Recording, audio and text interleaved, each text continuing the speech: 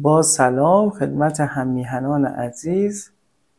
به دلیل اینکه ویدیوهای مناسب فارسی برای آموزش دستور زبان لهستانی وجود نداره، تصمیم گرفتم یه سری ویدیو درست کنم تا مطالبی که خودم یاد گرفتم رو با شما به اشتراک بگذارم. همونطور که احتمالاً تا الان متوجه شدید، دستور زبان لهستانی پیچیدگی‌ها و ظرافت‌های بیشتری نسبت به زبان فارسی داره. به همین خاطر یادگیریش نیازمند صرف وقت و دقت بیشتری هست.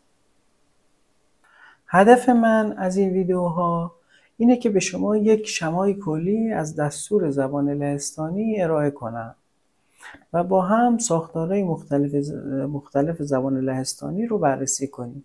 به تدریج ویدیوهای دقیق‌تری در مورد هر مبحثی که ارائه می‌کنم خواهم ساخت. تو ویدیو امروز حالت‌های دستوری در زبان لهستانی رو معرفی می‌کنم و شباهت‌هاشون رو با دستور زبان فارسی رو با هم مختصراً مرور خواهیم کرد. اولین عبارتی که گفتم عبارت حالت دستوری هست. این عبارت ترجمه از کلمه پشپادک در زبان لهستانیه. تو دستور زبان فارسی معادل مشخصی واسه این کلمه نداریم. مناسب ترین عبارتی که خیلی جستجو کردم که پیدا بکنم همین حالت دستوری بودش. پشپادک یا حالت دستوری یه مقوله تو زبان لهستانی هست که نشون میده هر بخش از گفتار ما چه عملکردی در یک جمله داره. حالا به تدریج بیشتر راجبش صحبت خواهم کرد. در زبان لهستانی 7 تا از این حالتهای دستوری داریم که 6 تاشون با کلمات پرسشی که شخص یا شی رو مشخص میکنن تعیین میشن. اسما، صفتا، ضمیرها، عددها و صفتهای مفعولی تو زبان لهستانی در حالتهای دستوری مختلف تغییر میکنن. در واقع این به این معنی هستش که اسمها تو زبان لهستانی صرف میشن، مثل همون چیزی که تو زبان فارسی در مورد فعلها داریم. تو زبان لهستانی اسمها و فعلها هم مثل فعلها صرف میشن و بسته به اینکه تو کدوم حالت دستوری قرار بگیرن شکلشون عوض میشه. به طور کلی اینکه از کدوم حالت اسم در جمله باید استفاده بشه به فعل جمله و اینکه اسم در اون جمله چه نقشی رو قرار ایفا کنه بستگی داره. من به تفصیل درباره هر کدوم از این حالت‌ها ویدیو خواهم ساخت و نحوه تغییرات رو توضیح خواهم داد. قبل از هر چیز دوست داشتم بهتون نشون بدم این حالتهای اسمی رو تو یکی از موارد. برای اینکه ببینید میتونید وارد این سایت بشید odmiana.net. طبیعتاً لینکش رو داخل دیسکریپشن خواهم گذاشت. از این قسمت سرچ بار هر اسمی که دوست داشتید میتونید سرچ کنید. مثلا من اینجا کلمه استودنت رو سرچ میکنم و جدول نهایی رو با هم میبینیم. همونطور که میبینید جستجوی ما برای کلمه استودنت یک جدول به ما داد. روبروی کلمه استودنت اون بالا نوشته شده ژچوونیک که در زبان لهستانی به معنی اسم هست. همونطور که میبینید یک جدولی به ما داد. در ستون اول نوشته شده پشپادک که همون حالتهای اسمی هستند که 7 تا هست. در ستون دوم نوشته شده لیچبا پویدنچا که حالت مفرد اسم در هر کدوم از این حالتها هستش. در ستون آخر هم نوشته شده لیچبا منوگا که حالت جمع این اسم در هر یک از این حالتهای اسمی هستش. پس برای هر اسم ما 14 تا حالت داریم که بایستی اونها رو بلد بشیم و در جمله به طور صحیح ازشون استفاده بکنیم. البته اگه دقت بکنید خیلی از این حالت‌ها شبیه هم دیگه هستن و بایستی قواعد هر یک از این حالتها رو یاد بگیریم تا از حالت درست کلمه در جمله‌مون استفاده بکنیم. اولین حالتی که قصد دارم بهتون معرفی کنم حالت دستوری میانوونیک تو زبان لهستانی هست. این حالت شکل اصلی و ابتدایی اسم‌ها رو نشون میده و به همین دلیل تو کتاب‌های لغت همیشه این حالت از اسم نوشته میشه.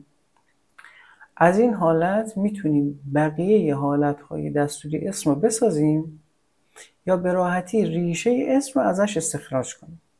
تو کتاب‌های آموزشی زبان لهستانی هم اسم‌ها در ابتدا به همین شکل میانوونیک آورده میشن. برای پیدا کردن یه معادل تو زبان فارسی اجازه بدید اول یه یادآوری از دستور زبان فارسی داشته باشیم. میدونیم که جمله در زبان فارسی از دو بخش نهاد و گزاره تشکیل میشه. حالت میانوونیک همون حالتی هست که اسم در نقش فاعل یا نهاد جمله ظاهر میشه. بنابراین هر جا که اسم در نقش نهاد یا فاعل قرار بگیره باید از حالت میانوونیک استفاده کنیم تا به لحاظ دستوری جمله صحیحی گفته باشیم. مثلا توی جمله استودنت uczy języka polskiego به معنای اینکه دانشجو زبان لهستانی را یاد میگیرد، کلمه دانشجو در نقش نهاد یک جمله هست، فاعل یک جمله هستش و به حالت میانوونیک اومده. بنابراین اولین حالت دستوری که اینجا صحبتش میکنیم حالت دستوری اصلی تو زبان لهستانی هم هستش، اسمش میانوونیک هست و معادل نهاد جمله یا فاعل جمله در زبان فارسی است. حالت دستوری دومی که میخوام بهتون معرفی کنم حالت بیرنیک در زبان لهستانی است. این حالت معادل مفعول مستقیم در زبان فارسیه. تو زبان فارسی مفعول مستقیم اسمیه که عمل فعل مستقیما بر روی اون انجام میشه و معمولاً با حرف اضافه را همراه میشه. برای مثال جمله زیر ببینید: ویتس استودنتا، دانشجو را میبینم. کلمه استودنت به شکل استودنتا در اومده و شکل بیرنیک کلمه استودنت هست. البته من دوباره یادآوری کنم که فعل جمله هست که مشخص میکنه ما از کدوم یک از حالتهای دستوری بایستی استفاده بکنیم. اگر مطالب آموزشی رو بررسی بکنید معمولا یک لیستی از افعال ارائه میشن که موقع استفاده از اون افعال بایستی از حالت اسمی بیرنیک یا حالت دستوری بیرنیک استفاده کنیم. بنابراین تا اینجای کار ما با دو حالت آشنا شدیم، حالت میانوونیک و حالت بیرنیک. در حالت میانوونیک اسم در نقش فاعل قرار میگیره و در حالت بیرنیک اسم در نقش مفعول مستقیم ظاهر میشه. حالت دستوری بعدی که قصد معرفیش رو دارم حالت دوپونیاچ هستش. البته نمیتونیم یه معادل دقیق برای این حالت تو زبان فارسی پیدا کنیم، اما این حالت یه جورایی معادل حالت اضافه یا مضاف الیه در زبان فارسی هستش. وقتی یک اسمی به اسم دیگری اضافه میشه و یک ترکیب اضافی ساخته میشه در زبان لهستانی از حالت دوپونیاچ استفاده میکنیم و تو زبان فارسی هم بهش میگیم مضاف الیه. طبیعتاً مضاف الیه وقتی میخوایم مفهوم مالکیت رو نشون بدیم یا یک بخشی از کل رو معرفی بکنیم استفاده میشه. برای مثال وقتی از ترکیب اضافی مثلا دوم آداما که معنی خانه آدام میده یا مالکیت رو نشون میده، کلمه آدم در اینجا در حالت دوپونیاچ اومده. یا اگه این ترکیب اشکلانکا ووده رو در نظر بگیرید، یک لیوان آب، کلمه ووده شکل دوپونیاچ کلمه ودا به معنی آب هستش.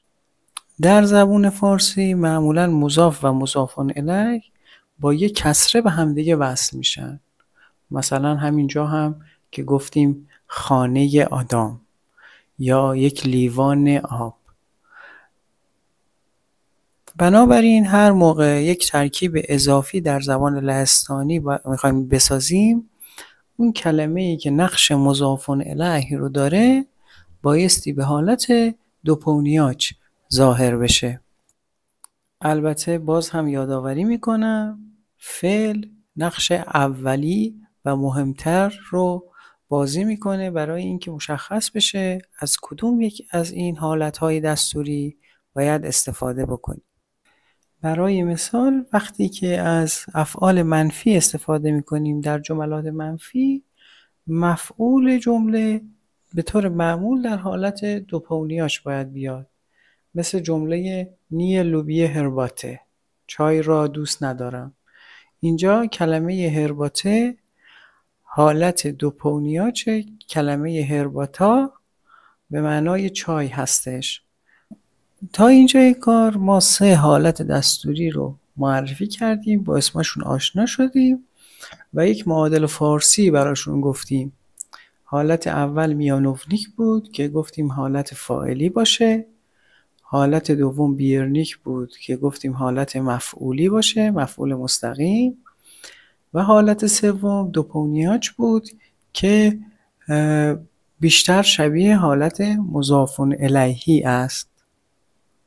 حالت دستوری بعدی که بهش میرسیم حالت میتسوفنیک هست تو زبان لهستانی که این حالت معادل دقیقی واقعا تو فارسی نداره، اما میشه به حالت مکانی تشبیهش کرد.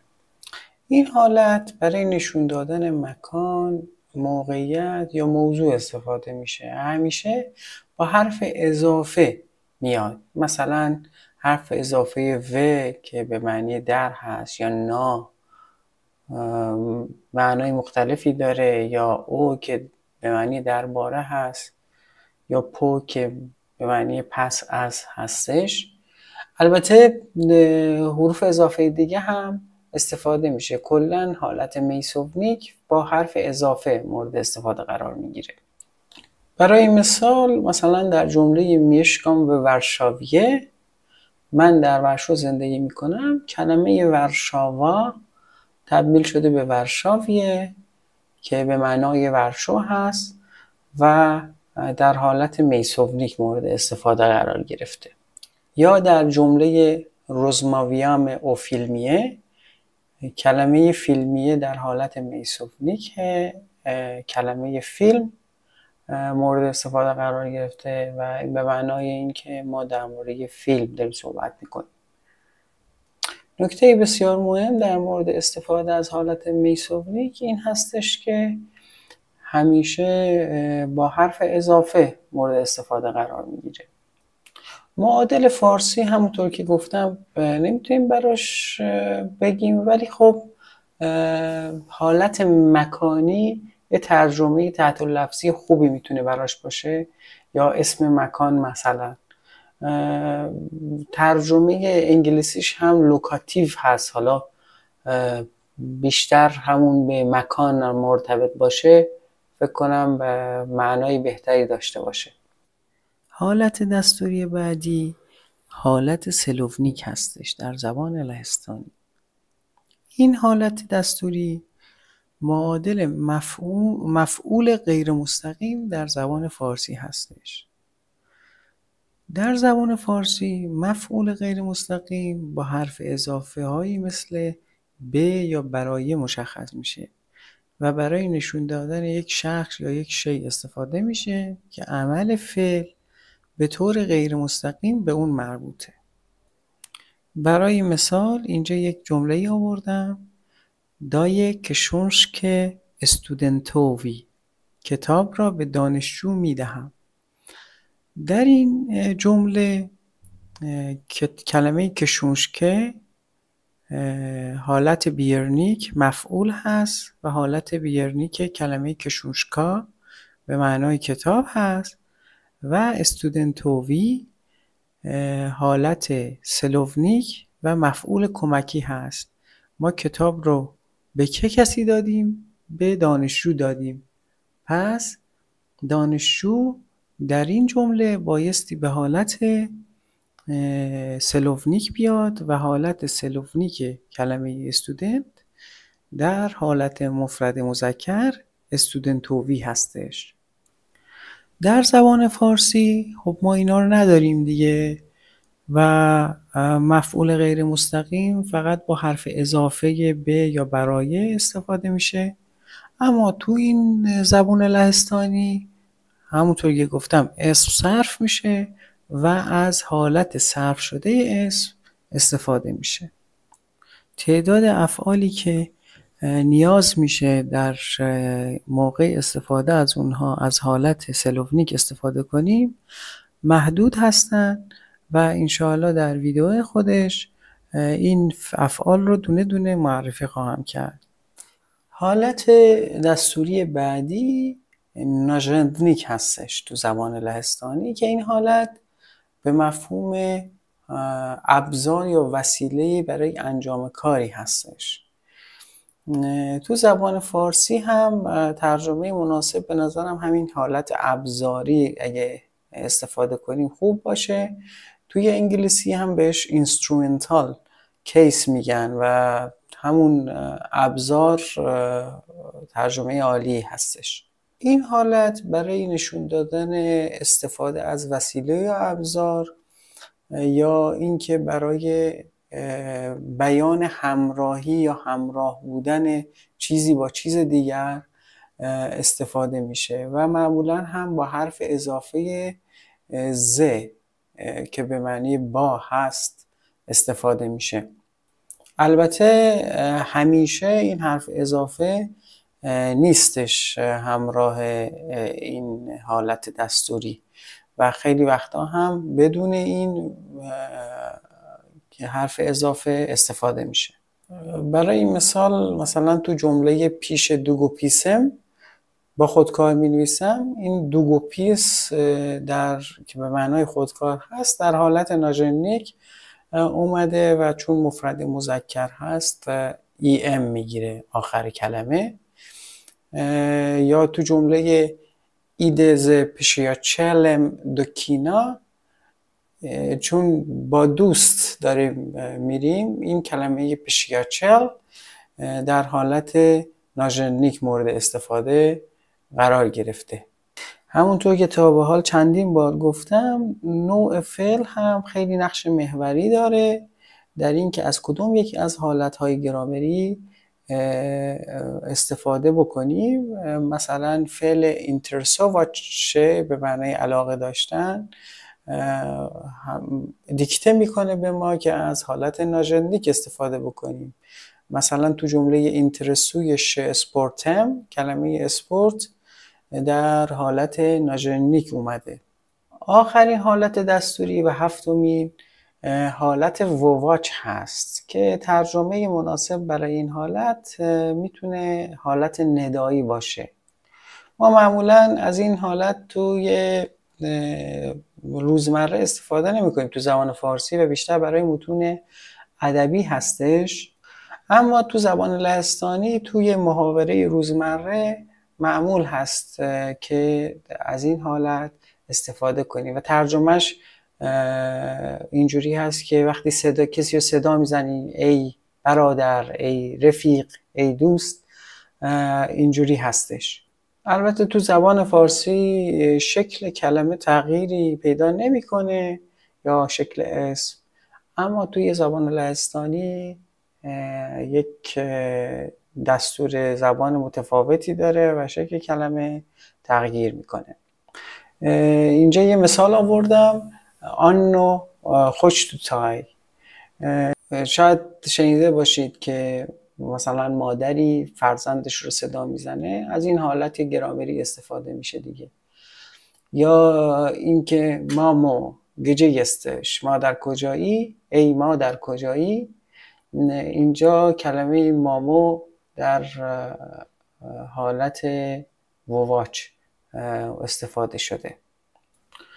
یک مثال دیگه هم اینجا هست، پشیاچلو چشش جیستش دوتای، ای دوست خوشحالم که اینجا هستی. این هم کلمه دوست پشیاچل داخل حالت وواچ استفاده شده و به پشیاچلو تغییر پیدا کرد. خب این بود یک معرفی مختصری که برای تمام حالتهای دستوری در زبان لهستانی آوردم. هدفم از این ویدیو صرفا این بود که شما رو آشتی بدم به این حالتهای مختلف لهستانی و یک عبارتی براشون توی زبان فارسی پیدا کنیم که بتونیم ارتباط بیشتری باهاش برقرار بکنیم موقعی که میخوایم در موردشون صحبت بکنیم. امیدوارم که این ویدیو یه شمای کلی از حالتهای دستوری تو زبان لهستانی بهتون داده باشه و ذهنتون رو آماده بکنه برای اینکه ما دقیق تر بشیم توی هر کدوم از این حالتها و یاد بگیریم که چطوری تغییرات اسمی اتفاق میفتن. در پایان میخواستم ازتون بخوام که اگه فکر میکنید این مطلب به یادگیری زبان لهستانی کمک میکنه، حتما تو کامنت ها بنویسید. اگر کمبودی داره حتما ذکر کنید. اگر جایی من اشتباه کردم داخل کامنت ها بیان بکنید که این کمک میکنه که دوستان استفاده بهتری داشته باشن از این ویدیو و سعی میکنم که ویدیوهای بعدی رو سریعتر آماده کنم برای استفاده شما. براتون بهترین ها رو آرزو دارم و امیدوارم همیشه سلامت باشید و دلتون خوش باشه. تا ویدیوهای بعدی، خدا نگهدار.